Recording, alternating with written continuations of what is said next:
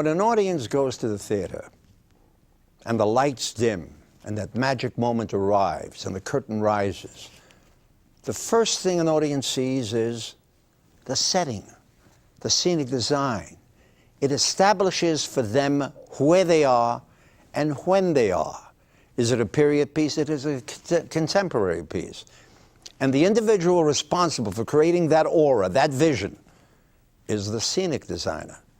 The scenic designer is the person that works with the playwright. The playwright has put down the words, he's put down the thematic value, but the scenic designer gives you the vision, the look, and then the director moves everybody around. And today we're fortunate enough to have a truly outstanding scenic designer with us, Mr. John Lacovelli, who's done many shows on Broadway, the Marquis Theater, the Gershwin Theater, and most importantly has worked with the regional theaters, which are today the places where everything is born for Broadway and for the future. So we are very pleased that you will be able to listen to and view Mr. Lacovelli's views. My name is Mike Merrick, and I'm a theater producer, and this is only a part of what you will see when you're interested in producing for the theater.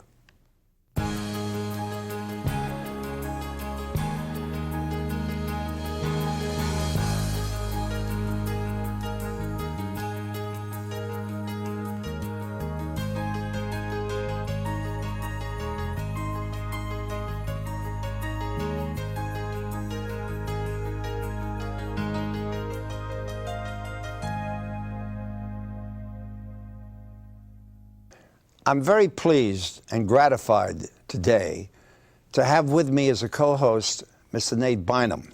Thank you. Thanks for being here, Nate. Thanks for having me. Who happens to be an associate professor of theater at UNLV and head of the acting for the camera program. Consequently, he is a man who is overwhelmingly and thoroughly involved with both film and theater.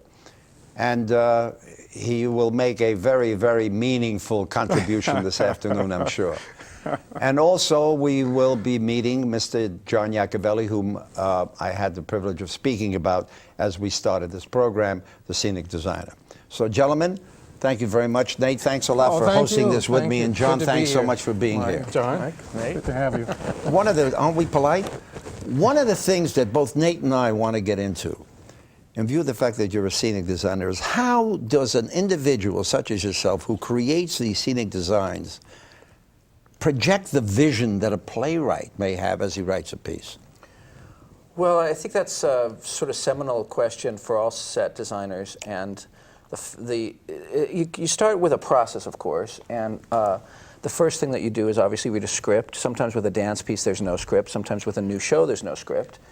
And that hopefully will speak to you. From then on, the process is a collaborative one. And what you try to do is then meet with the director, get their input, meet with the other creative people, the costume designer, the lighting designer, the sound designer, and hopefully those discussions will come up to something of an approach that you want to make towards the play or the opera or the ballet or whatever you're designing.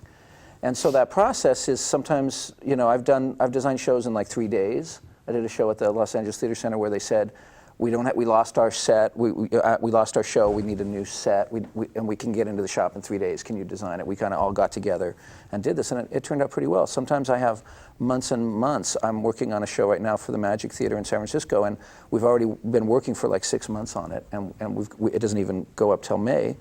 I have a show right now at the Aurora Theater Company in Berkeley, and that was a play called The Master Builder. And the image of the set just came to me like in a dream. And I called the director, Barbara Oliver, and I said, "What do you think of this? What if the set were a metaphor for the world of the Master Builder?" And that's what I was sort of getting at. It sort of sums up the way you came in this morning. And the first question he asked us was, "I have a tie. Should I wear a tie?" Because Mike and I have on ties, obviously. But I sort of see scene designers as people who live in their own little world. You know, sort of anti-establishment, anti-society. I think from a different part of their brain. And so when you just said that you read the script and you got this idea, is there something about the training or how you see colors or how you see shape or how you see form, is something different about the way you think about a project that most of us just don't see it that way when we read a script? I think it's a very good point. I think it's about being observant. I think it's about looking for careful details. I did a design for a TV show that was very popular, a show that I didn't really even want to work on, but they got me to do the design, and it was a show called Ripley's Believe It or Not. And I did the home base set where Dean Cain was. And I remember my art director, who is now an art director on one of the Law and Order shows, he simplified some of the details that I wanted. We were going to use the Bradbury building in Los Angeles as the details. And he just sort of made easy molding for the shop to build. And I said, what is that? I said, that's not what I asked you, to draw here. And it was funny because those details and those specific details became like the look of the show. The fact that we went and we milled this molding and stuff like that. And so sometimes you have to know like what's important and then, what are the elements to give up. But I also think to have a vision, you listen to the playwright. And I remember I had done a show at the Long Island stage years ago called The Country Girl. And I had designed these unit sets that came on and off. It's a multi-scene show. Clifford Odets was the playwright. And there's this one scene that's supposed to be this Hell's Kitchen apartment. And it had like this archway that was cut off, just like one leg in the archway. And it was just a fragmentary set. And years later, I saw Boris Aronson's sketch for that same scene that he did. And it sent chills down my back because he had done the exact same archway. Now, I don't know if I had seen that somewhere before, but I think that maybe if you listen to the playwright, they show you how to design the set. And they speak to you. You see it in your mind's eye. You see a color or shape or form. I really do. I think you can look, fabrics. as a trained designer, I think you can look at a set without a caption, and I can tell you, is that Hamlet? Or is that, Death of a Salesman? I think you can almost get a sense of it by the play designs itself. I think if you listen to the voice of the playwright, and if you're guided well by the director, that you can't go wrong. You're talking about, excuse me, Nate, I'm sorry. You're talking about classics, Death of a Salesman, Ibsen, etc. And it's funny, I saw Death of a Salesman recently with Brian Dennehy, and even though it was always, it has to be the interior of the house, it has to be the office when he goes and they say they want to get rid of him, and it's so emotionally horrendous for the audience. But still, they did it in sort of a modern way. They created a touch. I forget who designed it, the one that was on in New York and then subsequently in London. But nevertheless, the basic common denominator was always there. Yeah, I think that obviously you have to perform the drama. I mean, sometimes you'll take things and sometimes I'll go to a show and I'll say, how on earth did they come up with this concept for the show? Because it doesn't seem to help the show. But what I hope a good designer will do is make it current, make it available and accessible to an audience. And that's why we do classics, For example, with UNLV, I did Oedipus at Colonus at the Greek Theater Festival in Delphi, Greece, with Wole Soyinka. Two summers ago. 2 summers ago, yeah. Right. And he didn't want to do it as a classic play in the sense that he said, I've rewritten this new translation, and if you remember, there was this sort of about 10 years ago, there was this terrible refugee situation with this ship that wasn't allowed to dock, with these refugees. Yeah. And we decided to set it on this tanker, this oil tanker, and you would never think for a classical Greek play about Oedipus would be set there. And you know what? Everybody in the audience sat forward, and you'd listen a little bit harder. You want to make a connection. And I think sometimes it's done very well, and sometimes it's just horrible, I mean, there's a very successful production on Broadway right now, Sweeney Todd, with a completely stripped down set, with the actors playing the musical instruments. And totally different. It's no less valid. It's not the Sweeney Todd that we all know, the one that's sort of steeped in this kind of Dickensian Victoriana. But I think that it gets to the truth of the piece, and I think that's all that you have to work for is the truth. Plus, it's revolutionary. It's revolutionary without undermining the quality and the theme of it. I just read something yesterday. There's a play in London now called Mary Stuart, which is an old classic, which was, I forget the name of the fellow who just brought it up to date. But believe it or not, in the scenes, and this is totally and closely related to what you do, it deals with costumes. The people, Mary Stuart, Elizabeth I, all wear the Elizabethan costumes. The men wear 21st century business suits. It's a contrast. Now, it's a hell of a contrast. You would say, oh, they're trying to save money. On the other hand, you would say, they represent somebody who is immovable, who is inflexible, who says this is the way it's done, etc. Maybe that darkness does it. You can interpret it any way you want. Yeah. Is it important that the audience get it? I mean, whatever the concept may be I think it is. I think if they don't get it, then you haven't done your job. I think if the audience has to open the program and start reading the notes, I think you're dead. I mean, I really think that. I think that if it's good and if it's immediate, we get it. And I think that. you know, there are a lot of breakdown of what I call the old barriers of scenery. You know, it used to be that scenery, especially in the 80s with sort of the mega British import musicals, got so big and elaborate. You know, it was all about this mechanized world of the scenery. And in a way that became the event. You know, the falling chandelier and Phantom of the Opera, yeah. Would that be typical of what was in the 80s with Lord Weber when Broadway went through all the big staging and exactly, big bridges, et cetera? Yeah, with cats and all those. Right. And it was, unfortunately, and I say unfortunately with some, advisedly I should say, a lot of the design, a lot of the costumes, a lot of that movement sort of overlap the content of the message, of the play, of the thematic value. I think, anyway. Yeah. Nate, because you would know about that. No, I agree. That's what I was asking earlier. Can the designer and the concept be smarter than the audience? And if that's so, is that good? Yeah, I hope that we're never smarter than the audience, because I think we don't want to dumb things down, you know, like often what happens with television. So you're teaching the audience as well. I mean, directors want to teach the audience. Yeah, absolutely. And I think that you want to reach, everyone wants to reach. I think that's why we go to the theater. That's why, you know, it's a very small group of people in the world that really go to the theater anymore. Unfortunately. Unfortunately, and the fact of the matter is one of the things that I said at the Aurora the other night was I do a lot of film and television, and I said, I don't want to do something in the theater that we could do easily on television. The theater allows us, gives us freedom to do things poetically, of a poetic nature, that you can't do on film and television. I have a show on NBC this year called The Book of Daniel, and it's a very highly touted I saw the promo show. Yeah, and you know, I couldn't do the design for television as opposed to theater is very subtle, because you have to kind of correct and corral things, whereas in the theater I can make a broader statement, and I can also be poetic. I can have the set be like a blueprint, you know, and not actually physical. But Book of Daniel, we couldn't do anything like that. It would seem fakey, you know. Was that an adjustment for you to go from stage to television? Conceptually, is it different? You know, it is conceptually different. I used to think that design was design and it was all the same. And what I realize now is that you have very little control over your work in film and television. One of the things that happens in television as opposed to film is that you take our world and you mostly compress it down. Now there's bigger screen TVs. You mostly compress it down. That's a little bit changing with high def. And in film, what you do is take our world and make it huge. I was the art director on a film called Honey, I Shrunk the Kids. It was a Disney picture, and we agonized over the floorboards and the details, and that movie took, like, you know, 11 and a half months work shooting that film, because every detail was agonized over, because it was going to be blown up to such scale, and it was already small details that were blown up because of the story of the show.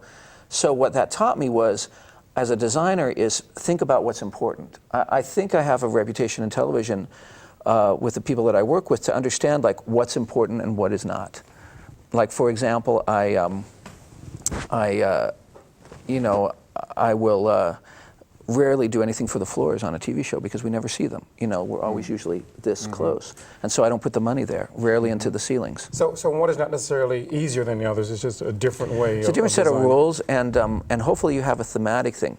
The best thing, I think the best confluence of that I ever did was the pilot for Resurrection Boulevard, where I went to Jesus Trevino, the director, and I said, you know, can we do something, like, can we make some kind of thematic, metaphoric choice? And he said, this is a family about boxers in East LA. And he said, you know what, let's make each of the fights, there ended up being 12 sort of fights in the play, sort of fights, not only the physical fight between, you know, the son when he was in the ring, but subtly in the marquetry around the walls of the dining room, I put like 4 lines.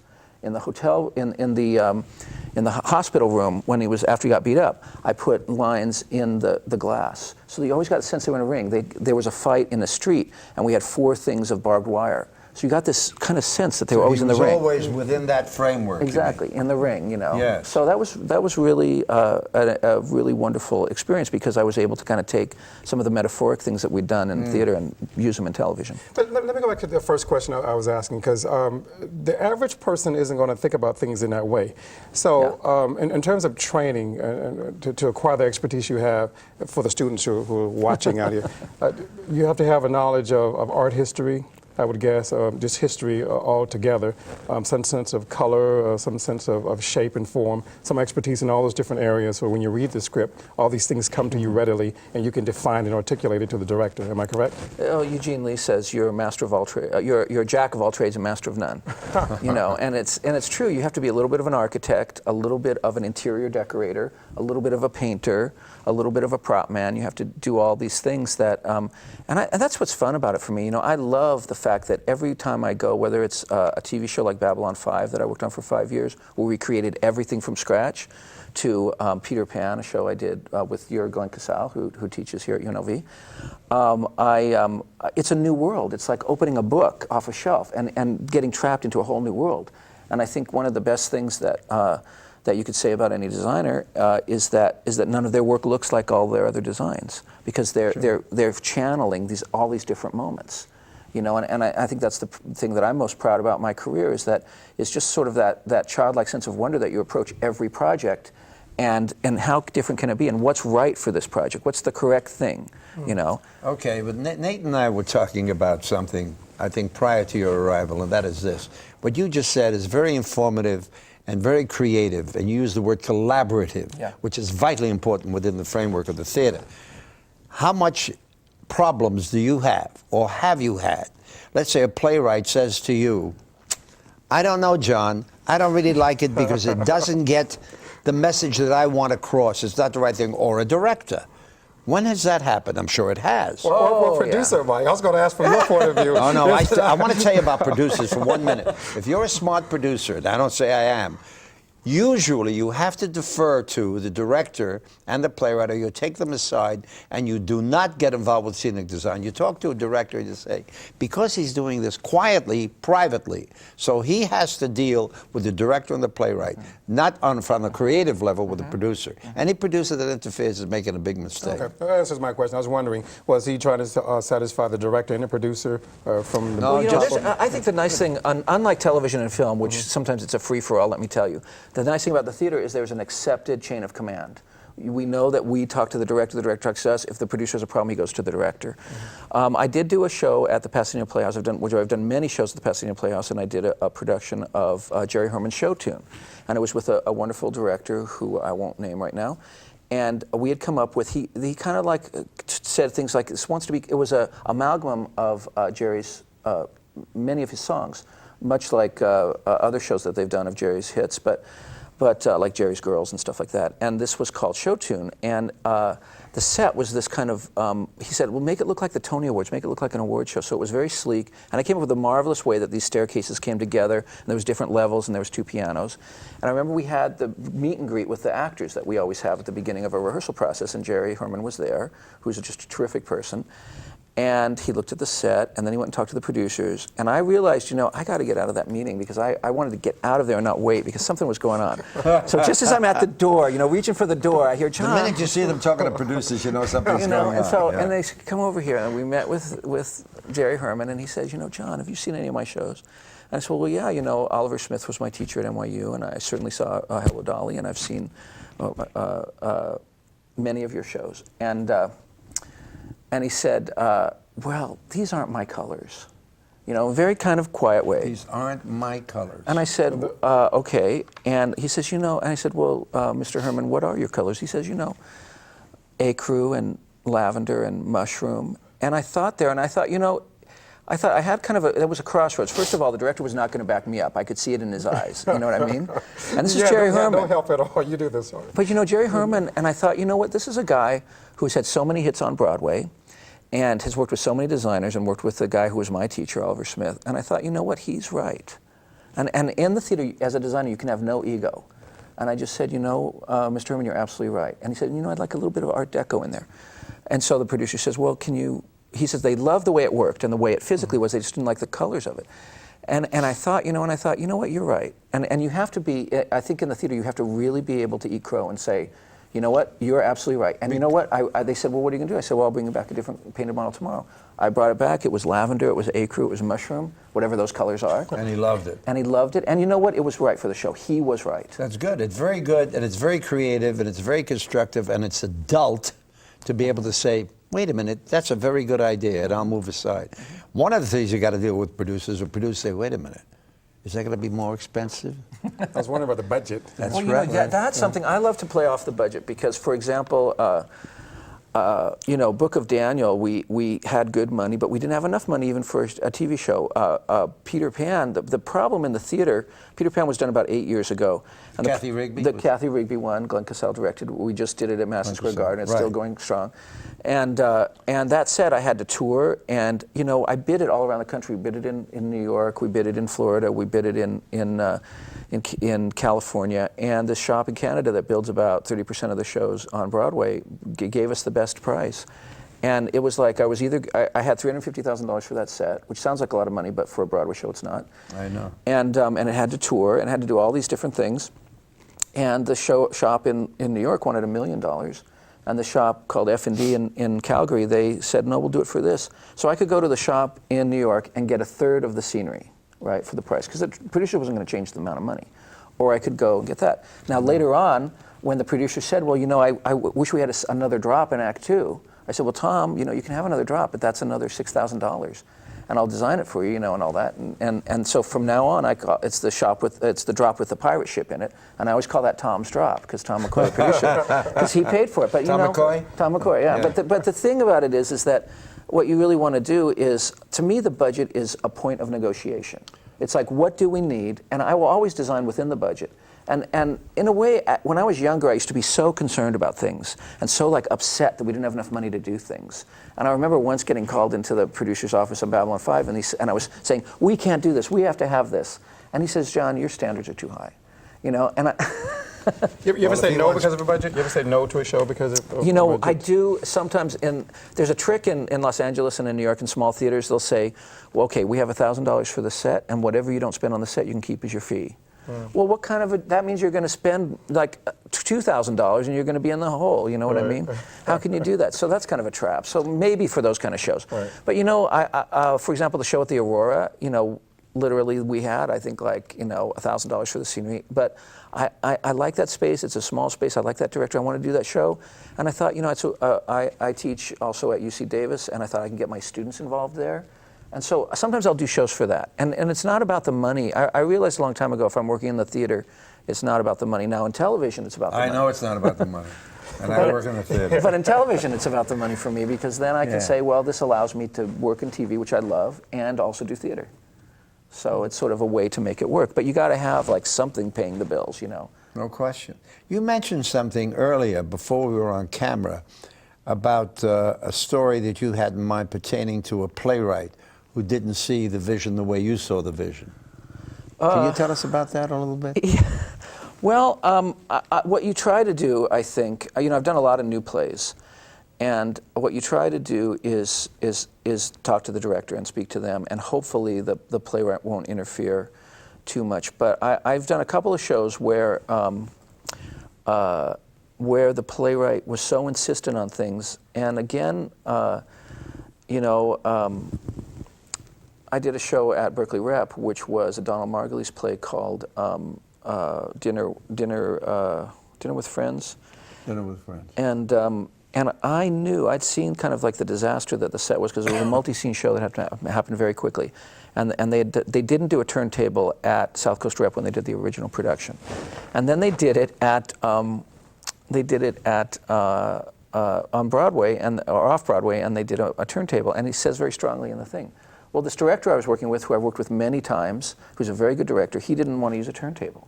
And I said, well, Richard, you know what that means, not using a turntable for the show. It's going to make the shifting very difficult. And in the end, I think the playwright was right. Because I had things come out of the floor, I had things slide on and stuff like that, but it would have been much simpler just to use a turntable. But I couldn't really fight this director. Why didn't he want a turntable? He didn't like the cyclical nature of it all the time. He just felt that was wrong for the play. A personal kind of a feeling. And in those cases, it shows that, as a designer, whether you're scenic, costume, lighting, or sound, you're at the mercy of the director. And, I think there's, sometimes it all clicks together. And, the times it's all clicked together in my 20-year career or whatever is probably 5 or 6 times. You know what I mean? But that doesn't mean you're always at war with a director. I mostly work with directors I've worked with before. You build a relationship. And that same director I've worked with since. And the next show we did, We used a turntable. You have a preference of new works or old works? Oh, I like it all. I Original love the works? mix of it. I like it all. I love the mix of it. And, you know, there's certain classics that I'm dying to do. I'd love to do Cyrano de Bergerac. There's a few shows that, you know, I've designed like many times. I've done several productions of Importance of Being Earnest, and I wouldn't mind doing another one of those. You know, so I love that. I'll tell you, there's a special thrill about a new play. Of course, and, because you started from scratch. And I just did a new play at the Magic Theater last year, this play called A Reckoning, and solving those problems, coming up with something never seen before, something that no one has ever done before, it's a thrill. Well, that is the stimulating aspect of it, especially for a scenic designer, to do something of a new work. Do you agree with that, Oh, Nate? yeah, definitely. Yeah. I mean, as an actor, an original work, that's the best thing in the world. And hopefully you can make something old original. For example, I'm just starting to work on Camelot with Glen Cassale. And that to me has... What are you guys doing in Camelot? We're going to do Camelot starting at La Mirada. Michael York is Because we have starting. Mr. Camelot on another show coming up. That's true, that's true. And I heard about that. And the fact of the matter is I'm scared to death. Because Really? you know what? Oliver Smith was my teacher. You can't beat his original design on Broadway. And it's going to be great because I have a very good director in Glenn to direct it. And we're going to take it slowly and do something that I think is going to be, again, never seen before. We don't think of scenery the way that we did that. Even if it's a revival. I did Camelot, the revival, with Richard Burton. Oh, yeah. God, 22 years ago. So And that was I understand exactly. Desmond Healy's set, right? That's exactly right. Well, that was Desmond a wonderful Healy. set. Desmond Healy did a brilliant Beautiful, job. yeah. And who's starring in this? This is Michael York. Michael York. You want to hear something funny? I approached him years ago to do it in England, Oh, my goodness. and he couldn't do it, and I had Richard Harris. Oh, well, that's not too another bad. story. That's another story. Anyway, we'll come back in one moment to deal with the rest of this, what I think is, and I hope everybody else does, a fascinating, fascinating insight into the whole workings of the theater. One of the things that we got into superficially a few moments ago was the technology in the theater. Mm-hmm. And Nate and I would like to explore it in a much more thorough fashion, and there's nobody better to do that with than you. What do you think of the new advances in technology? Does it enhance the process? And how does it, and when does it, and when doesn't it? Well, the good and the bad thing about technology is that it raises the stakes because it's so expensive. Some of these tricks that have to be done in the theater are really expensive to do. I was just visiting some friends of mine that are working on a new production called Lestat up in San Francisco. Dracula thing with Elton John doing it. Exactly, and it used to be that you would load into a theater and take a week and load in, and then you would start previewing. They had 6 weeks of load in, right? And the scenery, of course, was built on the East Coast somewhere, and it looks terrific. And there's a wonderful kind of use of projections and projectors. And in some ways, there's a lot of automation, there's a whole deck. And so all of that makes a show seamless. It makes it more cinematic. It makes it the things that directors and audiences crave for now. The problem is that it raises the ticket prices because it's so expensive. First of all, it used to be thought of when Theron Musser did the first computer board on Broadway with Chorus Line that it was going to have that you're going to have less backstage crew because they would automate things. And to some extent, I think for a while that was true. You instead of having 5 guys push a unit on from hiding behind it, they would push a button and the cables would move and the unit would come on stage. However, now it takes so many people to load it in. It takes so many more people to operate it. With computerized moving lights, you have to have an operator that loads that information into the computer. So in a way, it's raised the stakes. I prefer to do most scenery and special effects and things on stage the old-fashioned way. I mean, there's nothing new that wasn't done by the Romans 2,000 years ago. And one of the reasons that Peter Pan was this very successful tour is we didn't tour with a deck. We tour with old-fashioned wing and drop scenery and deck units that were pushed by the stagehands. And people are pretty infallible. You know, unfortunately, a turntable can break down. You know, something else can jam. And then your show is kind of stuck, you know. I remember John Vickery, who's a friend of mine who's an actor, played Scar on Broadway in Lion King. And whenever his character's on, there's sort of this giant dinosaur, elephant graveyard that he walks through. And one night it jammed and it didn't come up. And they said, just stand there, don't move. And so he just ad-libbed well, a scene with no scene in it, which got a big audience reaction because they knew, And of course, Disney later told them, don't wash our dirty laundry in public, But the fact of the matter is it kind of can hold everyone hostage if you're not careful. Yeah, I used the term earlier when Mike and I were speaking. I said invasive, and you said intrusive. But as an actor, I just think it takes away from that human-to-human connection from actor to audience. Sometimes. I think in Lestat, and I think you said you saw A Woman in White, which I've heard has amazing projections. And I think I'll tell you about that in a minute. And I think it's how it's used. For example, in Lestat, it actually helps us go through so huge blocks of the story. Actually, some of the storytelling in Act 2 of it is moves the plot forward, and so that's very good use of it. And the projections are absolutely amazing in that production, and sometimes all the scenery, all the background is projected scenery from behind, and it's gorgeous. And so in that case, it's very seamless.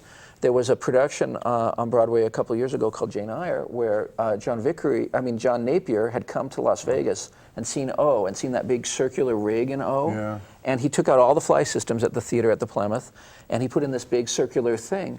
The problem was the whole production, for me, my criticism, is that it was bared down by the massive technology, that would just kind of squashed this wonderful little chamber musical. And I think it's all in context. I think if it's seamless, let's face it, if you go out of the theater whistling the scenery, you've gone to the wrong show. But if you go out saying that was a great show, then whatever the technology was, it worked. So I think it's how it's used and whether it's used properly. Well, I think it's overwhelming. Nate and I had a discussion early this afternoon pertaining to the fact that I saw A Woman in White, which Nate did not see. And this is my own personal feeling. I found the technology in that show overwhelmed and distracted from the action of the show. As we all know, it takes place in the late 19th century, and you had this wonderful, it was wonderful, but nevertheless, I didn't want to see the two principals walking in what was a simulated step area. I wanted to see them walking on stage. I think one of the great things, one of the meaningful things, is for an audience to participate in what is real. Go to the movies if you want to see something else. I'm against all of that. It just it hurt the show for me. I don't know. Well, you haven't seen it. But, As an actor, for example, I do find it to be very invasive or intrusive. It's affecting actor training because actor training now is going more to improv because you're working more with a blue screen or a green screen or things moving around you that aren't actually there. Is that the same thing for scene designers? Are you having to train them differently now because of technology on stage? Well, for example, with Babylon 5, which was a show I did for 5 years, Warner Brothers show, which was a very successful, low-budget television show, it actually changed the way that the Trek shows were being made because the Trek shows at the time were all using models. What the Trek show? The Star Trek shows, Okay, like Star Trek. any of those I'm shows. glad you asked that because I didn't know what he was saying. Yeah, and so in the other sci-fi shows, they were doing all these models, and we were the first show to use a lot of digital backgrounds, and it actually helped my budget because there was this one scene that was supposed to take place in this character named Jakar's room where this light from his star, it's a very kind of monumental scene, and it was really from my theater training and knowing that this was really an operatic moment in this show. And I went to the producers and said, listen, this should be like in front of the star field. We should see this huge observatory. And they said, okay, that's fine, but we're out of money, and you know we're out of money. How are we going to do this? And I said, what if I just give you a piece of carpet and a little low wall of these things that I already have, and you guys build the rest of the set? And the funny thing about that set, it became one of our most successful sets. And we did it every 2 or 3 episodes, we'd pull that out when we didn't have any money and have characters there. Because it actually, in our show, we did that all the time. We would create more of the ship and more of these different worlds we would go to because of that. Now, that's very appropriate in television, and that works really well to have that kind of technology. I think in the theater, we don't want to wait for anything. You know what I mean? And the part of the problem is what I call the MTV generation, which is that everything's so quick and we get so much information, and I think it's visual overload, and I think we're so used to visual overload now that that's probably something of what you're talking about with shows like that, because it's just the amount of technology that we can have is great. So like, it's sort of, the Sorcerer's Apprentice. When do you use the alchemy and when don't you? I think that for me, one of the best movies that used it well was a movie like Titanic, where you forgot that these were special effects shots, whereas in most sci-fi movies, they're special effects shots. So you're in favor of this? You tend to be in favor of the new technology? I'm in favor of the proper use of technology, not when it's just used for technology just to technology's sake. Yeah. I'm against over-technologizing, if there is such a word, a It sounds like theater a good piece. word. Well, don't I write think it it's down. appropriate. I'll never use it again, I promise. But nevertheless, I'm against it for the very simple reason that you absolutely suffocate, I think, an audience by doing that. Let them find out what the action is. Let them find out what the words are. Let me give you an example that I disliked intensely. Baz Luhrmann is a very talented guy, without a question of a doubt. Right. Brilliant. I saw his stage production of La Boheme. And in one scene or another, you know what they did?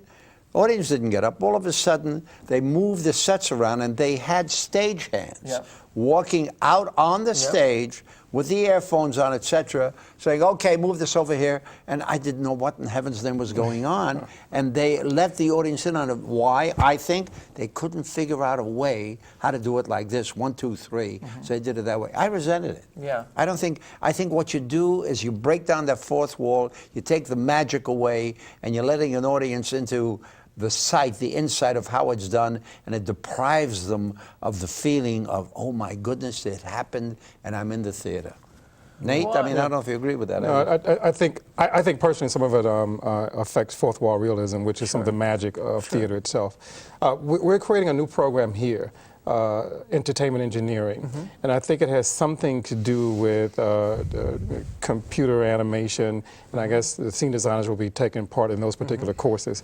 Is that something you're in favor of scene designers having more knowledge of as well? Yeah, I mean, all of it should help. I mean, I think that the more technology, the better. However, it's the proper use of technology that is what I think we're really talking about. Because let's face it, you know, a Broadway show used to have to hang, you know, 1,000 lights in the theater. I'm not kidding. It was really like that many lights. Now you can maybe hang 400 lights.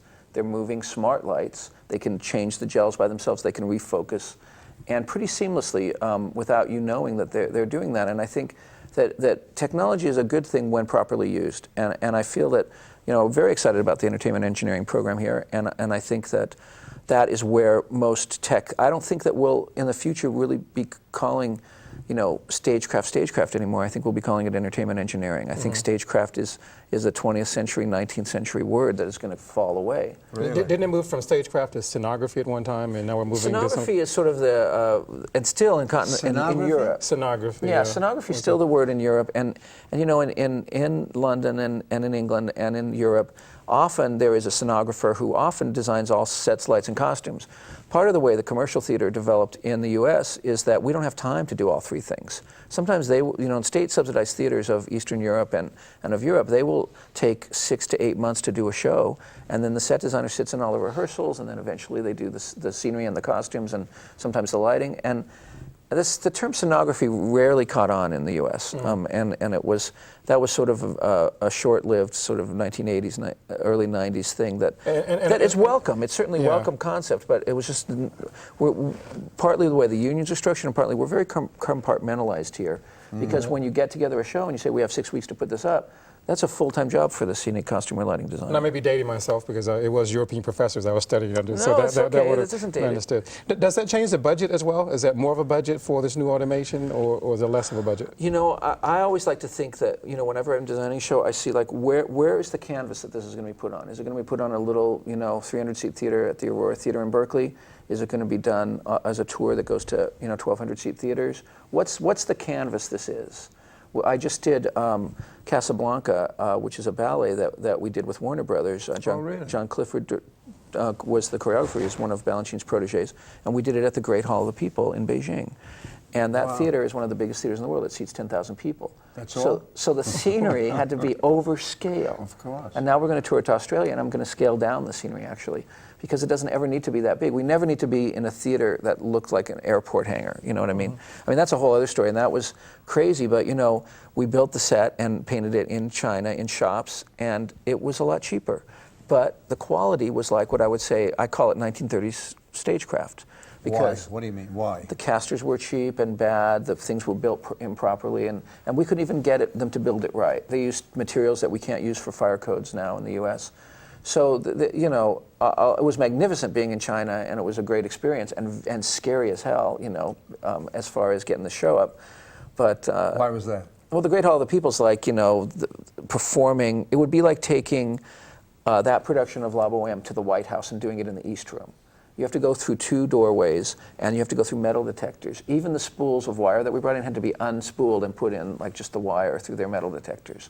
It was scary in that sense that, you know, you don't know the language, and Sure. you know, the crews are different. They don't And the whole have philosophy is different. they don't You know, have stage right and stage left.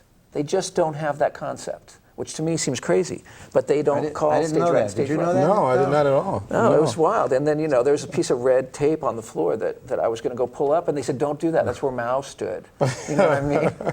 Well, where do you see all this going, though? In what direction? We mentioned earlier in the last segment that in the 80s, things got too big with the musicals. I think it's going, I think what happened in the 90s and what you'll still see is that people want to do productions. So with Cabaret, with Chicago, which basically Cabaret and Chicago were based on sort of what they started doing because they couldn't really do some great musicals is they had these things called encore or reprise in Los Angeles, and they would get together this cast and they would do like a staged reading of a show. They do that in New York at the City Center. Exactly. There were a number of musicals. They do like 4 performances. Well, Sometimes they're on book and doing, but nevertheless, a lot of good things have been created. Chicago, the current Exactly. revival of Chicago, which is run, what, 10 years? Yeah. Started there with the orchestra on Exactly. stage, very inexpensive. Yes. As So a that's- reading? Yeah. It started as one was kind more of a than staged staged reading. A stage reading. Yeah. Yeah. But see, that's where things are going because obviously they, you know, this guy at this little theater in London wanted to do Sweeney Todd, didn't have an orchestra, had 10 actors, they all had to play the instruments, and so he put it on, and now that's on Broadway. So I think you know, it's funny, it mirrors the same way technology is going. You know how we're getting little screens like on iPods or big giant screens? I think there's either going to be these huge entertainments or these little sort of small chamber ones. And I think, and people are loving Sweeney Todd on Broadway. You know, it's gotten The guy that directed it is really started as a scenic designer, Right, absolutely. right? Oh, yeah, What's his name, Dory or Jerry, something like Yeah. that. Brilliant idea, the conceptually. You know, Nate said something I want to get into in more detail. Nate mentioned the budgets. Yeah. Now, we've all heard of budgets or motion pictures that started off at 20 million and all of a sudden ending up at 50 million, etc. How does a scenic designer adhere to the regulatory concept watched over by maniacs like me and general managers as well, and to some extent the director, to adhere to a budget that is really much more rigid than a motion picture, because theater does not have the alternatives fiscally that a studio does, even though they may yell at you once in a while, they've got the money to do it. How do you adhere to the quality, the standard, the level, please your director and your playwright, and still adhere to a budget? Well, my attitude about budgets is that a dollar buys something different everywhere you go. So what I like to do is I like to just design the best possible production for that space, for that director, and keep it mindful of the budget. And so I call that the blue sky part of that, the kind of freewheeling, like let's do the best show ever. Because I think if you design the best set, then when you do have to make cuts, you take things away, you still have the essence or you simplify things. Some of my best sets that I ever designed, I did a play at Playwrights Horizons called The House of Connolly when I was a student at NYU. And we ended up only affording like half the set. But that meant there were these kind of gaps and these missing pieces of the set, and it kind of made the set look better. So I don't view it as always being under the burden of the budget. Sometimes I don't think that I over-design things, but I know that I design things to a point where if you take things away, you're still going to have something good. I think if every single thing that you design is good, when you lose some things, which is inevitable. Every show I've ever done, there have to be cuts. And you approach them and you say, okay, well, what's important? What are the things that are really the important things? What are the things that can go? What can be simplified? A lot of it's having a relationship with shops. I remember once when I was assisting John Lee Beatty when I was a student, he said, you know, he used to be really fair with all the different shops in New York, and each shop would get a show. And what he found that he had nobody that was willing to do him any favors because they knew they weren't going to get his next show and probably not the next one. And I've tried to build a relationship with a few shops, but still it's tough. I mean, you know, we live in a world where all the plywood's going to Shanghai, you know, because there's just this incredible building boom. There's any other plywood that's here is going down to New Orleans. You know, the building materials are going through the roof. Yeah. It's unbelievable. The building materials are so expensive now. Is that right? And I think it forces you to think more creatively. I think that's maybe why, you know, with a big ticket show that needs a lot of technology, there will always be the money for those. But then the marginal shows, you know, the budgets, you know, the budgets at a typical regional theater have been the same for the last 10 years. And that just means that the sets and everything's getting smaller, not more elaborate, because they can't really afford these rising costs. Now, I've never dealt with budgets, but is there an average budget per musical theater, an average budget per straight play? Is that how it works? Yeah, there's kind of an average. It kind of depends. You know, the Lort theaters are rated A, B, C, and D, and you can kind of get a sense. But, you know, I remember doing a show at the LA Theater Center, which we had our own shop. This is not existent anymore in Los Angeles, and it was a wonderful place that did a lot of good work. And I did a set for The Caretaker, and the production manager of The Taper came over, and he said, "How much was that set?" And I said, "Well, it was $15,000." And he said, "Well, that set, that same set, exactly, not one difference because of their different union shop situation, would have cost them 50 or 60 grand." So you there know, you are. Well, from 15. Yeah, I know, absolutely. I'm involved with something of that nature right now. See, a producer, you should excuse the expression, sits down with the director prior to the scenic design getting involved and says, "Look, I want it to look right. I want it to be, I want the quality to be there. What can we do with this scenic design that we've just done? I want you to adhere to this." For example, I'm doing a musical that started here at UNLV about Alan J. Lerner and Frederick Lowe. I did that Now set. called, that's right, I know you did. Almost Like Being in Love. And we're going to get an English, because we're doing it in England. Oh, that's it. We're doing it at the Theatre Royal Plymouth, Good. at the southern tip of England. They have, just there about a month or so ago, they have built a whole complex that looks like an airplane hangar in which they will build the sets and the costumes and the props all inclusive. Now, it's very, very seldom that you find a structure that has those facilities available to creative people. By doing that, you cut your costs down, unquestionably. You pay them a certain amount of money. They supply you with all this set, etc. And what do they get out of it? They get out of it, they participate in the royalty structure at the end. You got to find ways to go around it, as you just said, you know. And it's a wonderful thing to be able to do. Rather, you don't have to shop it, they'll do it for you, etc. It's within the framework of a whole budgetary form, if you will. Mike, as a producer, you have a budget in mind, and you're hiring a scenic designer who can design the show within the budget you have in mind? Or we have a budget that's set up, usually a general manager that understands all the structures of union requirements, et cetera, et cetera. And we have a budget in mind, all kinds of categories, and say, scenic design, X. And you have to get, and you take a look at the script, you take a look at everything of that nature, and then you talk to your director, who it's up to him, as far as I'm concerned anyway, most producers are, he picks the scenic designer, with the approval of the producer, but the producer who has any sense whatsoever, if he has confidence in his director, and he should have, he lets him go his way. He says, "Okay, here's the scenic design, it's going to cost $50,000. Can you do it for that? I mean, adhere to it. What can you do for that, etc." And then you work it out. If a guy says, "I can't do it for less than $100,000, you better get another scenic designer. You know, if he says it's $60,000, then you kind of work around it, etc. But of course, you have a very carefully, a meticulous budget that has marketing in it, that has promotional aspects in there, costs for the actors, rehearsal costs, everything of that nature. You have to have a contingency fund, which is vitally important in case you go over. You know, it's an emergency exit. Hopefully not. It's an emergency door into getting it on, you know. And I've been through both, believe me. So, yes, you have to be very, very careful. You do have a definitive, clearly designed budget, and you better stay within those strictures. It's also very responsible for your investors.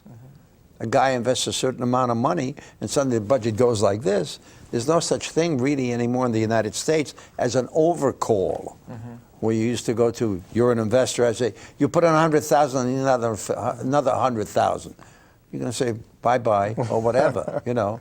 Consequently, you have to adhere to, you have to be very religious and very, very careful about it. And John, you come into the process knowing this, so there's a high and low that you feel you can do the show for. Usually, it's not usually a high and low, it's usually what it is. You know, the funny thing is the scenery used to be the biggest ticket item on a show, and that's really shifted in the last few years, and now it's the promotion budget.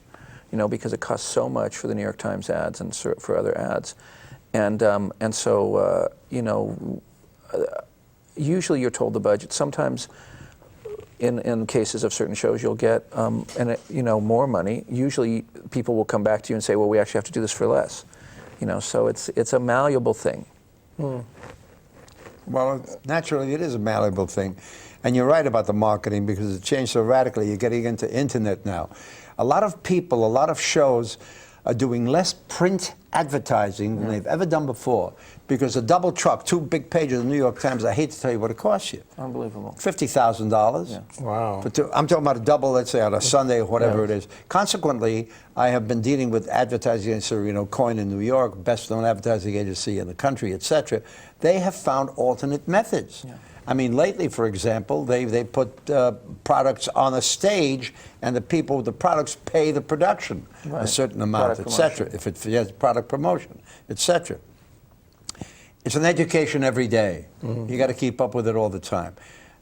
Talk about educations. Have you ever, I'm sure you have, been at the mercy of an, quote, educated director who has said to you, no, that's not the way to do it, it's this way to do it? You know, you try to do what the director wants, and I think that's your first responsibility. Sometimes you know better than the director. You know, there's a director I worked with a lot, and I brought in this model, and it was for a show at a theater that I worked at all the time, and it was a play called Skylight, and it had sort of this kind of green painted job, and he just didn't like the paint color, you know what I mean? But I knew it was sort of the right feeling for the show. Right. And then the first preview, the artistic director came in and said, "What is the color of the set all about?" And I said, "We'll talk to the director," and so they did, and the next day they painted it back to my original paint job, do you know what I mean? But sometimes you just have to humor people and say, okay, this is what you want. You don't want a turntable? You sure you don't want a turntable? You know, that other example I was telling you? And then you just eat it because you know you are, and even though you protest and say, because the director is always going to win. Because the director is, you can't. Now, you know, I would never dream of going over his head and stuff, but often you have to prove it to them, or you just have to trust them. You know, and I've been wrong. Sometimes directors have said, you got to do it this way, and I've been wrong, and they've been right. So, well, but you know, as a designer, you're at the mercy of the director, no question about it. Well, it depends on the director's attitude as well. It depends if you have a producer on your side. I've had arguments with directors. Fortunately for me, I've usually had constructive discussions. And not arguments. And not arguments, you know. You don't raise your voice that much. But quite right. That's why the word collaboration always comes into it for me. You have to be the scenic designer, the director, the actors as well, and everybody else. But see, people think collaboration means, okay, I get to do my thing, and you get to do your thing, and you get to do your thing. But frequently, what collaboration really means is compromise. What That's collaboration right. means Exactly. is, I can do my thing, and I can suggest, but I really have to say, if you really say this, okay, you're right, I won't do that, and you'll do this. Right. And on the word compromise, I want to compromise and thank John Lacovelli and my co-host Nate Bynum for being with us this afternoon. Thank you. And I certainly hope that our viewers have learned something from a very talented, gifted, and imaginative scenic designer, and Nate Bynum, who is not only my co-host, but a pretty outstanding professor and who knows all facets of the theater. We'd like to thank you very, very much for being with us again and producing for the theater, and we'll see you next time. Thank you.